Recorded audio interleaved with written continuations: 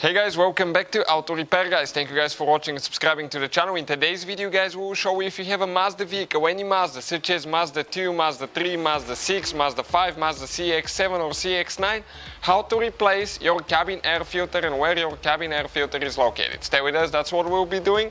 In the meantime guys, we'll have more than 200 videos on every car we get at the shop because our mission guys is to save you as much money as we can. All we need guys in return, please subscribe to the channel, like the video and drop a comment below. So let's start on it now. So let's show you guys where it's located. All the tools and parts guys that we use, including the replacement filter that we'll be buying, will be listed in the description of the video below. Please check it out. So now guys, your cabin air filter will be located behind your glove box on any Mazda car. And what you guys need to do to replace it? Okay, you need to open your glove box. Okay, and let me explain to you. Okay, what we need to do. Right here you have, okay, let's lift up like that so you can get an idea. Two stops guys, one here, one over there.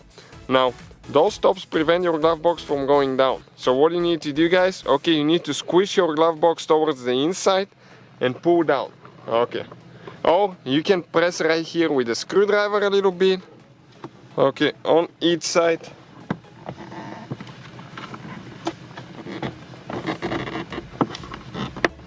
Okay, and pull it out like that.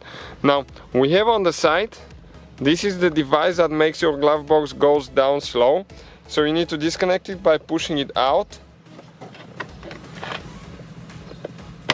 Okay, like that.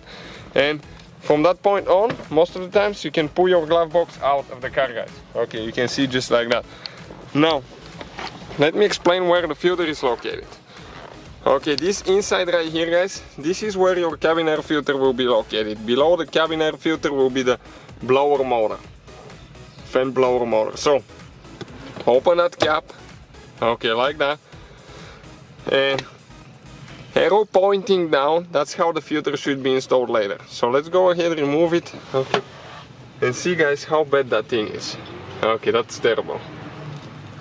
Okay, check out all the leaves. Okay, let me get a and go like that. Yep, check this thing out guys, this is unbelievable.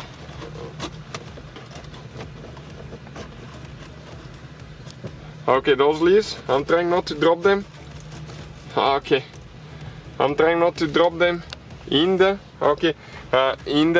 blower motor fan. So what we're going to do, we'll get a vacuum now. Okay, and I'll try to vacuum them, because if I just pull that filter now, they will drop in the blower motor fan and then they will end up in your air vent. You don't want that to happen. So we'll get a vacuum.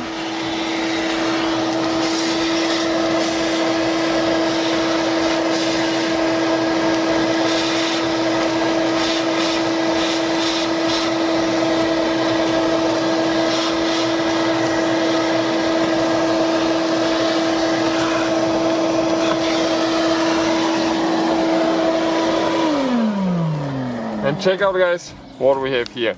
This is one extremely dirty, bad cabin air filter. Okay, you can see it's so bad. Let's go shake it and show you guys how terrible that thing is.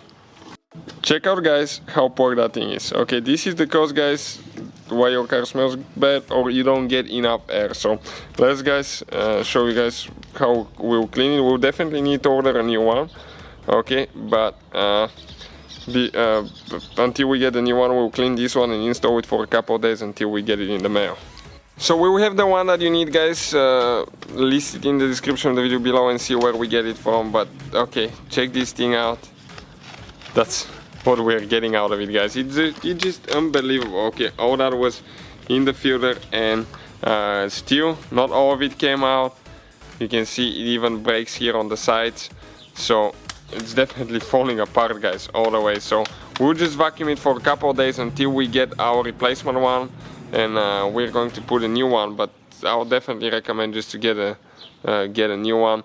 We're going to vacuum it because all that hair inside still stuck there and it won't let the air flow through it.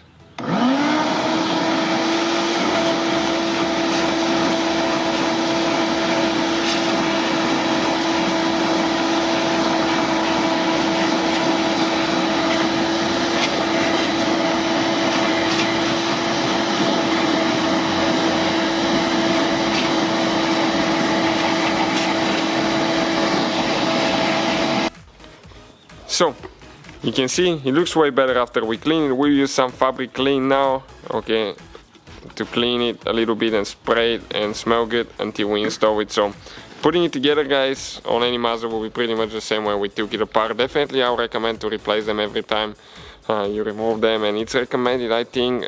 Usually we do it our second oil change. We always check them on our vehicle. So thank you for watching, guys. Please subscribe and see you guys next time.